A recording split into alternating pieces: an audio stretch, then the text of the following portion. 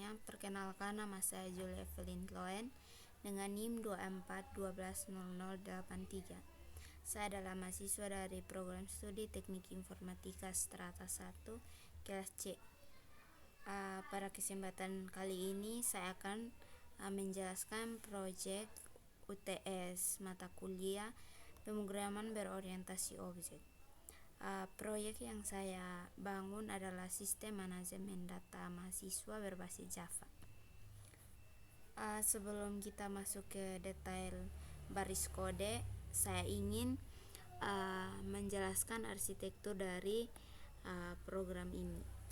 Proyek ini terdiri dari total 5 kelas yang saya organisir ke dalam satu package bernama akademik.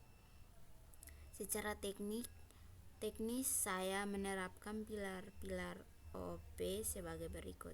Yang pertama itu ada satu interface, yaitu informasi sebagai kontrak standar untuk seluruh objek.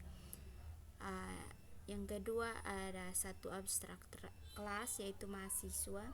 Di sini saya menggunakan kata kunci implement untuk menghubungkan kata interface.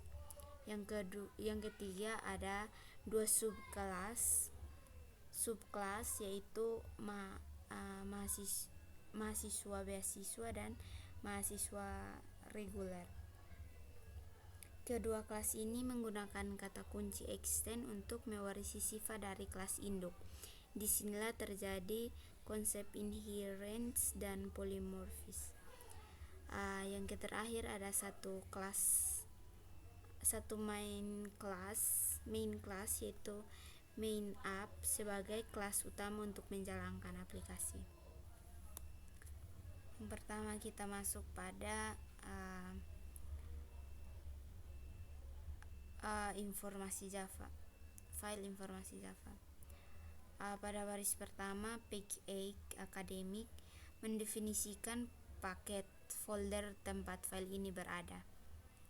Terus ada public interface informasi itu mendeklarasi interface sebagai standar, metode sebagai kelas lain.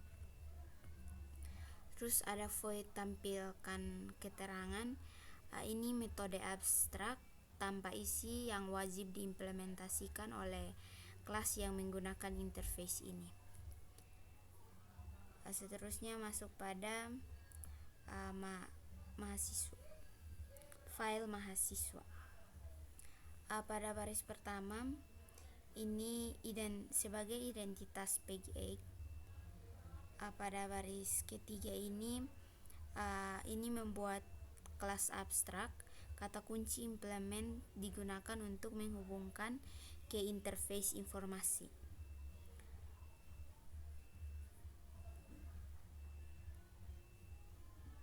Terus ada baris keempat dan kelima ini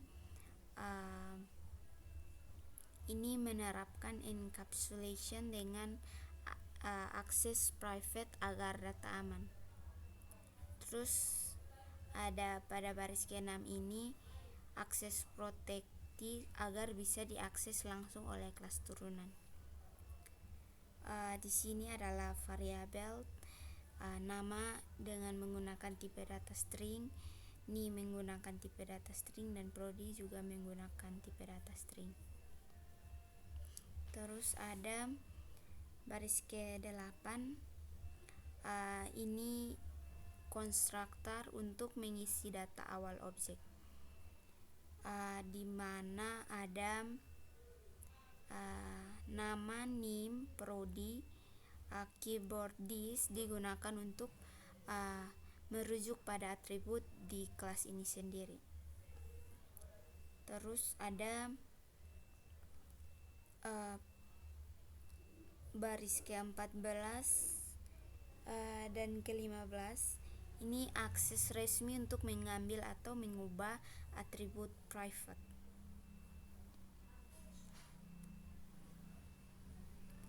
Terus ada baris ke-17 dan 18.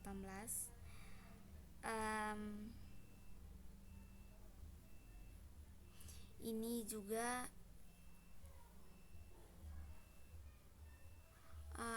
pada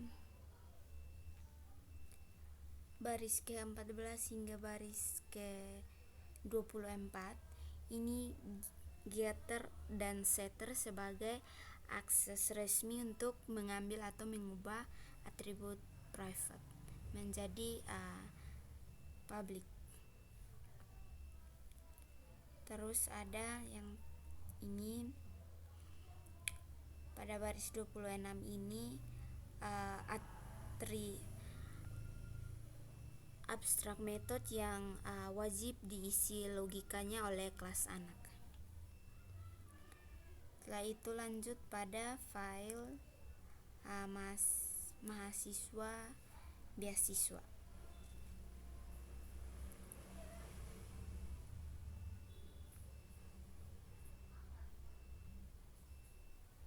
Ini juga sama, ini sebagai identitas PKE. Pada baris ini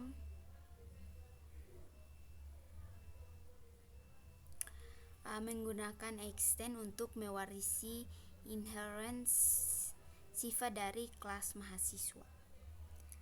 Terus ada private double discount, itu atribut tambahan khusus mahasiswa beasiswa.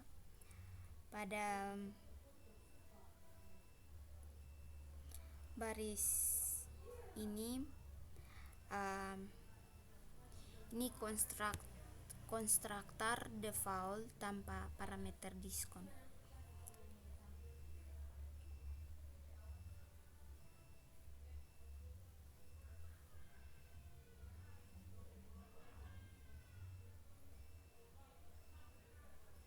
Kalau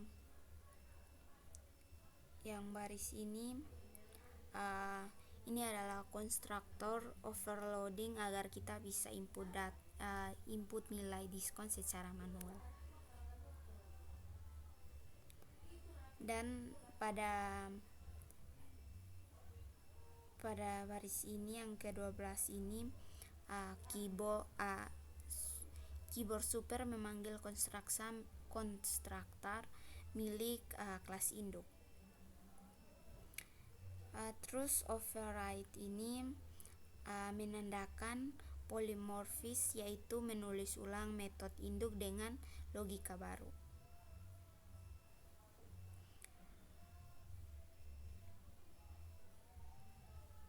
Terus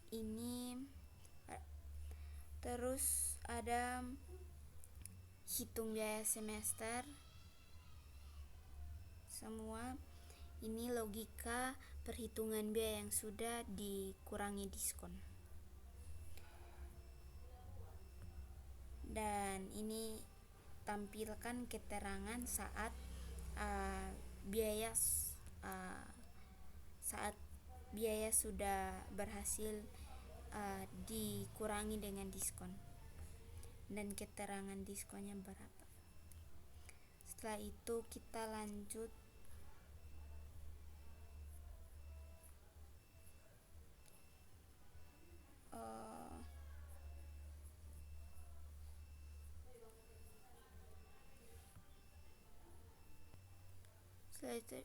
pada mahasiswa reguler.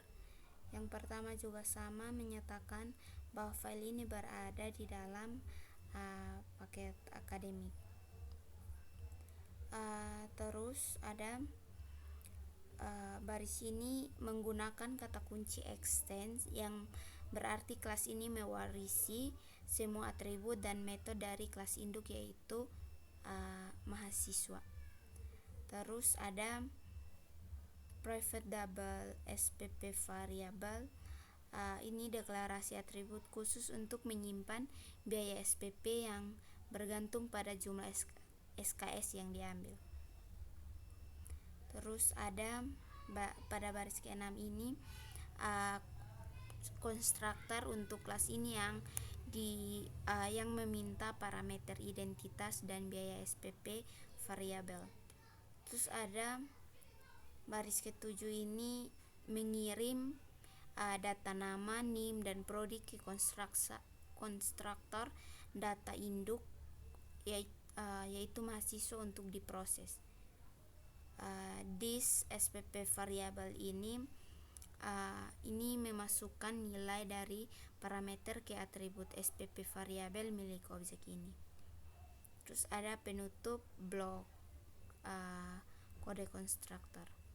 Terus override, ini anotasi polimorfis yang menunjukkan bahwa kita sedang menulis ulang metode hitung biaya semester dari kelas induk. Pada baris 12 ini implementasi detail metode hitung biaya khusus untuk mahasiswa reguler. Setelah itu ada pada baris ini tuh menentukan variabel biaya SPP tetap atau biaya gedung atau fasilitas. Terus pada baris selanjutnya ini logika perhitungannya adalah menjumlahkan SPP tetap dengan SPP variabel. Terus sistem out print line ini mencetak total biaya akhir ke layar. Terus ada penutup metode hitung biaya semester, dan juga ada override lagi. Ini menimpa metode dari interface informasi yang diwariskan melalui kelas induk. Ada public void tampilkan keterangan. Ini adalah implementasi metode untuk menampilkan status akademik. Dan ada sistem out print line. Ini menjelaskan bahwa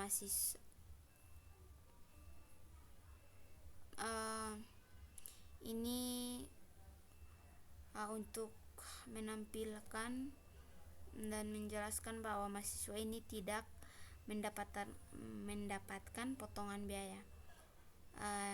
Terus ada penutup metode tampilkan keterangan, dan juga yang terakhir ada penutup blok kode kelas mahasiswa reguler. Setelah itu kita masuk pada file yang terakhir, yaitu main app. Yang pertama itu ini sebagai identitas. Terus ada import akademik, itu mengambil semua fungsionalitas dari package akademik.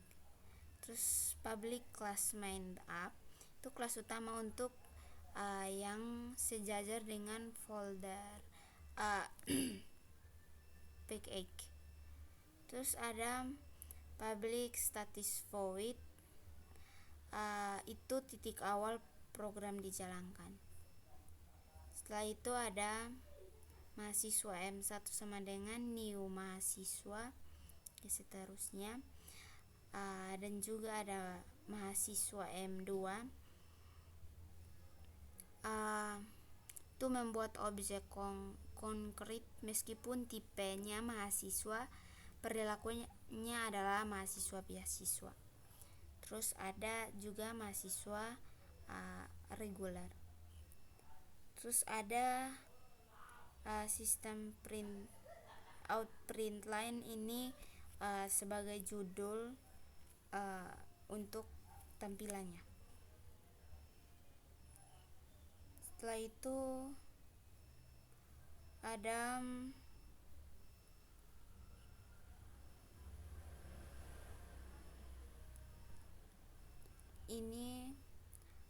ini untuk pada blok ini untuk memanggil metode-metode yang sudah kita buat tadi.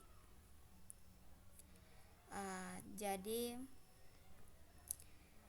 sekarang mari kita lihat hasil running dari program ini.